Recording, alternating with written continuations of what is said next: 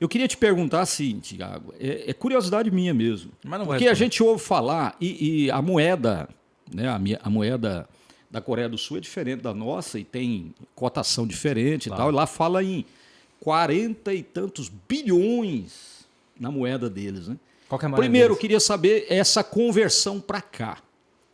Depois dessa conversão, a questão da tributação. Haveria tributação nesse jogo mesmo sendo ilegal? Tá, vamos aqui por partes suas perguntas. Eu espontaneamente não imaginava que Aí você você ia me faz fazer de essa conta pergunta. que eu tô aqui, eu vou no banheiro. Tá, vai lá. Eu espontaneamente mesmo, assim, eu não imaginava que você ia fazer essa pergunta, mas por um acaso eu Sendo- trouxe exatamente os valores aqui como coincidência. É porque você é um cara precavido. Tá. Aqui, ó.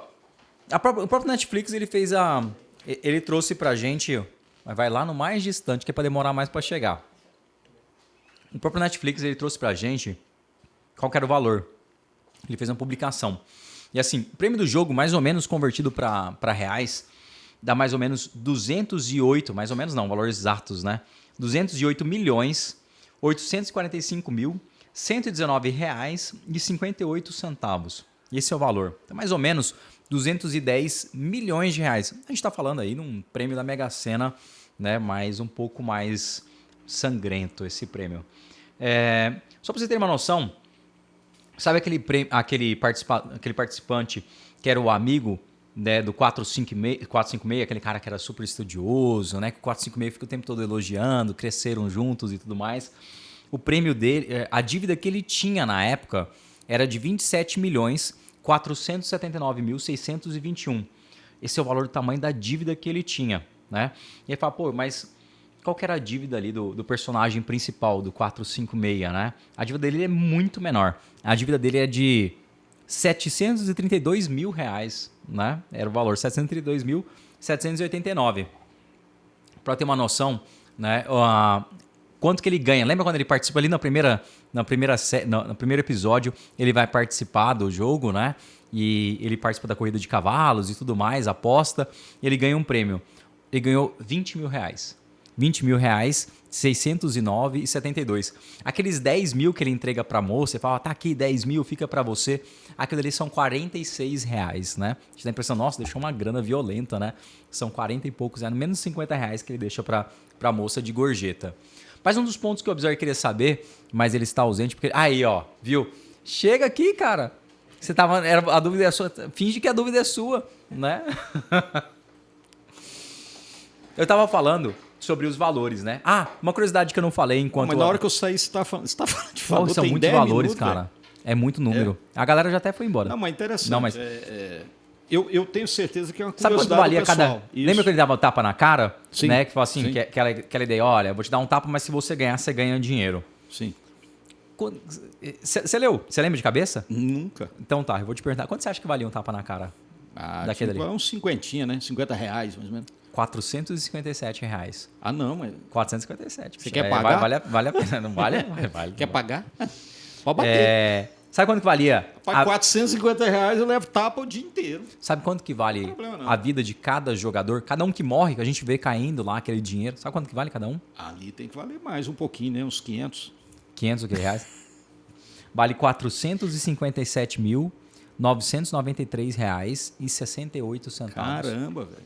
Vale uma grana, né? E aí vamos lá. Então, beleza. O prêmio, aí eu falei agora, mais ou menos 210 milhões de reais. Esse é o prêmio. Primeiro vamos passar a partir da seguinte premissa, Bezerra, que você me pergunta, pô, mas tem que pagar imposto? Não Eu vou sou dar- eu que tenho que perguntar, não? Você me perguntou. Aí eu Você não perguntei. lembra? Perguntou, cara. Vocês lembram daquele jogo, naquela parte do jogo assim, que o velhinho ele esquece as coisas e tal? É a mesma coisa, é o velhinho esquecendo as Não, mas coisas. deixa eu perguntar de novo.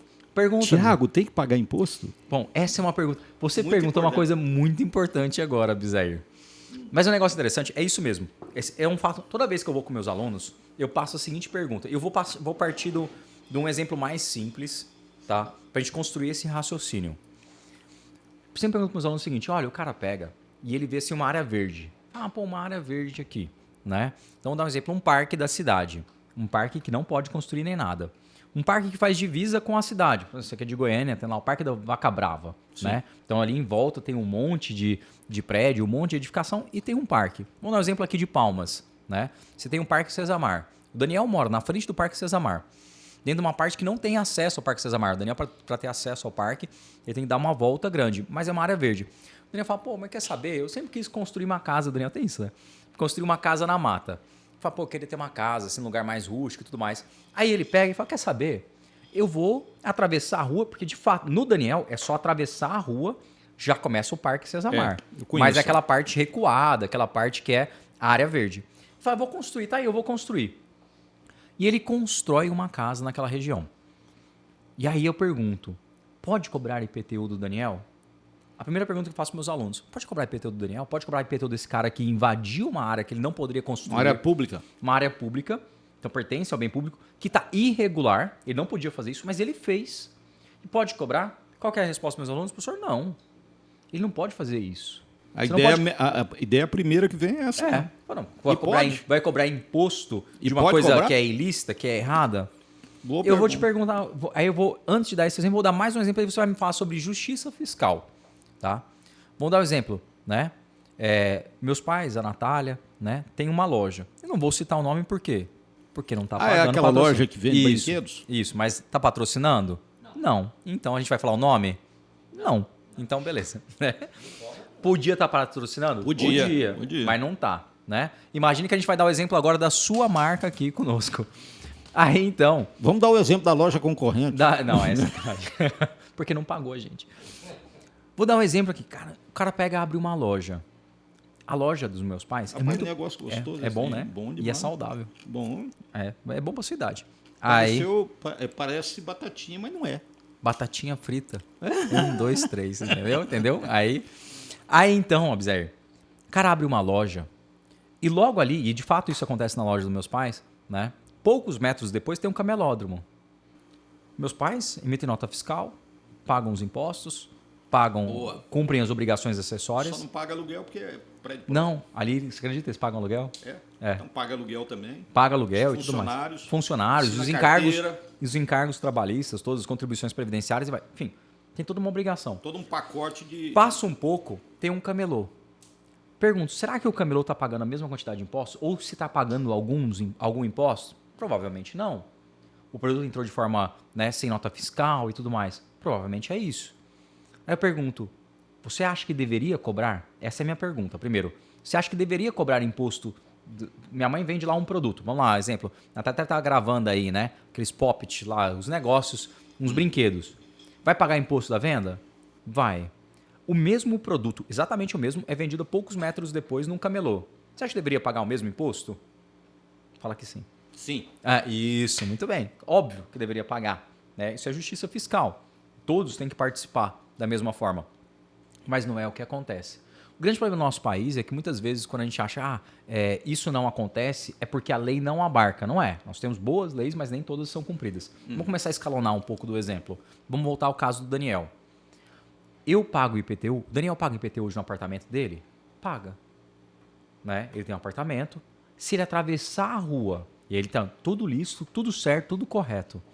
Aí ele vai lá, tem um apartamento, tem escritura, tem toda a documentação certinha. Ele cumpriu a lei. E ele vai lá e é chamado a pagar um imposto. Pagar imposto ninguém gosta, cara. Pagar imposto, ninguém sente prazer em fazer isso. Aí ele fala, quer saber, eu vou atravessar a rua e vou construir ilegalmente. E ele descumpre a lei e a partir de agora não precisa pagar imposto. Ou seja, não faz sentido isso com aquela galera que cumpriu a lei, que teve que pagar a escritura, teve que pagar ITBI, né, teve que pagar os impostos anteriores. E aí o cara atravessa a rua e fala, eu vou construir aqui, agora não vai cobrar. Então, existe uma situação de justiça fiscal, e aí a gente vê na Constituição, lá no artigo 5º, a gente já tem o princípio da isonomia, né? Tratar, e aí a gente aprende, né? Tratar os iguais de forma igual e tratar os desiguais de forma desigual na medida de suas desigualdades, né? A gente traz isso. E o artigo 150, inciso 2, e aí pode dar Google, que eu também tenho certeza que eu estou falando, né? O 150, inciso 2, ele trata da isonomia tributária. Isonomia tributária é justamente isso.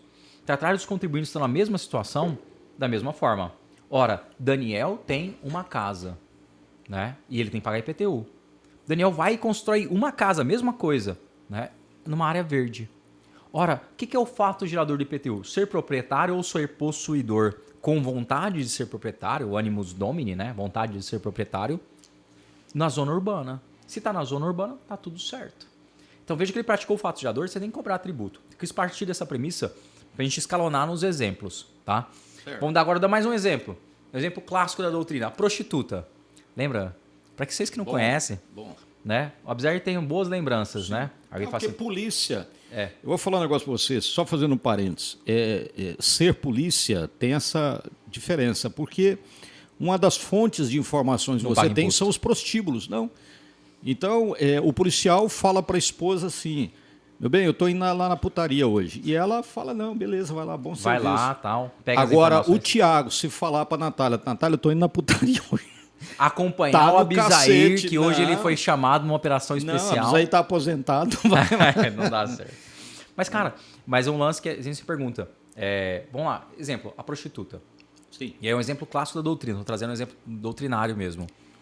Ela vai lá, faz programas e recebe, e aí vamos dar o exemplo também do Michê, que é o homem que vai se prostituir e tudo mais, e ganha dinheiro com isso. Tem que pagar imposto? Vamos lá dar um exemplo, a gente é professor, né? A gente não tem nem opção de sonegar. Perceba que já vem na fonte. Vem retido na fonte. O que tem que pagar de imposto sobre o nosso salário já foi. Né? Já chega mas eu não entendi. Você quer que cobre imposto das prostitutas, cara? Não é que eu quero. Cuidado com o que você vai falar aqui. Não, desculpa. Não, cara, mas a lei prevê isso. A lei já prevê o quê, cara? Já prevê a incidência de imposto para todo mundo que oferir renda. Entendi. Então, aí tá bom. Agora você explicou, é questão de renda. Perfeito.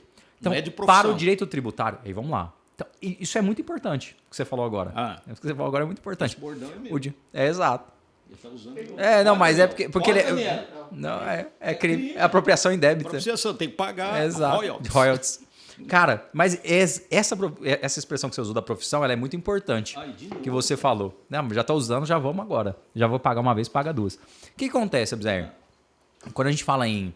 a Constituição fala que as pessoas devem pagar os mesmos tributos. Eu estou muito curioso para você vir por Round 6. Eu estou chegando. Estou construindo um entendimento.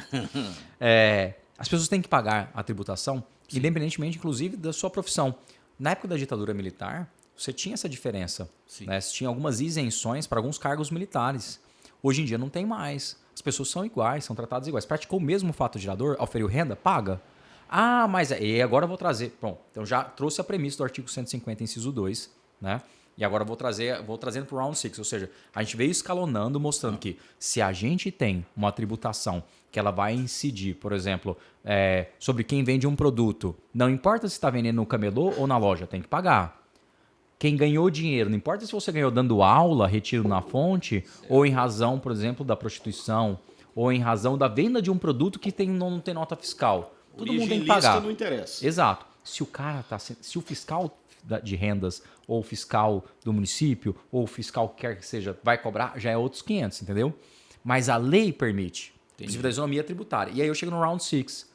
Mas o cara ganhou dinheiro de acordo aí, se fosse um jogo ilícito. Com um jogo ilícito. A gente já sabe que ele é ilícito. Ele é baseado na morte de alguém. Pode cobrar imposto? Deve cobrar imposto. Sabe por quê?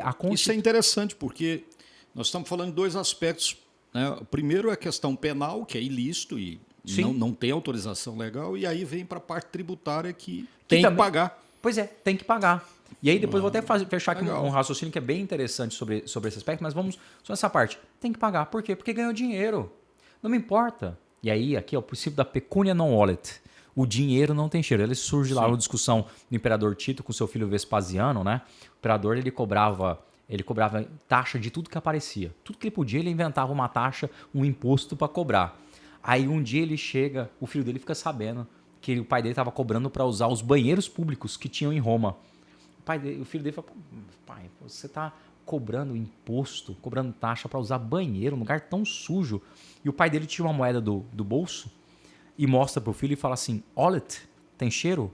E o filho, não olet, né? Então o dinheiro não tem cheiro. Não importa a origem, se o dinheiro é lícito ou ilícito, o Estado ele vai olhar, opa, temos um fato gerador, eu vou tributar. Então se o competidor participou de uma atividade ilícita e ganhou dinheiro, assim como eu tive que trabalhar, me dispus de horas da noite para poder dar aula, deixei de estar em casa para estar dando aula e tenho que pagar, por que o cara que está fazendo errado não vai pagar? Será que é justo? Tem justiça fiscal? Então, ele teria que pagar. Nesses valores convertidos. Quanto que seria? Olha que Eu interessante. estou curioso para saber quanto é que nós vamos cobrar do. Eu vou perguntar para a galera que está aqui. 456 aí. Então vamos lá. Vamos ver se a galera tem uma noção. Aproveitando aqui, vamos perguntar para a galera, para os nossos os participantes aqui deste evento, né? O cara ganhou 210 milhões. Quem me ajuda aí? 210 milhões. Quanto você acha que vai pagar de imposto? 210 milhões de quê? De reais. Reais. Estou convertendo aqui, estou arredondando.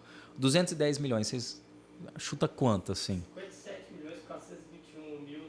57.421.970. Ele tá lendo lá esse filho da... Caramba, Daniel. De cabeça? Lógico, né? Saiu daqui. Veja só, o cara que ganhou... O Daniel agora foi sacana, velho. Não é Acho cabeça. que o Daniel cara, tá querendo bom. que a gente termine o programa. Exato, ele agilizou bem o processo, hein? 210 milhões, mais ou menos que é 208 milhões. Desses 208 milhões, teria que pagar de imposto de renda 57 milhões 421 mil reais. 57 milhões 422, arredondando, é o valor que seria pago só de imposto de renda. Teria que pagar? Teria que pagar. Ah, professor, mas você está trazendo é teoria, professor. Isso não tem... Tá dizendo lá, mas na prática não é assim. Vou pegar aqui para vocês o regulamento, a lei do imposto de renda. A lei do imposto de renda é a lei 4.506 de 1964. Olha lá o artigo 26, aí que dá o Google aí, infeliz, porque eu trouxe a do Google esse aqui, tá? Os rendimentos derivados de atividade ou transações ilícitas ou percebidos com infração à lei são sujeitos à tributação, sem prejuízo das sanções que couberem. Ou seja, o cara vai ser preso e vai pagar o imposto. Olha só, 57 milhões 422, mais ou menos.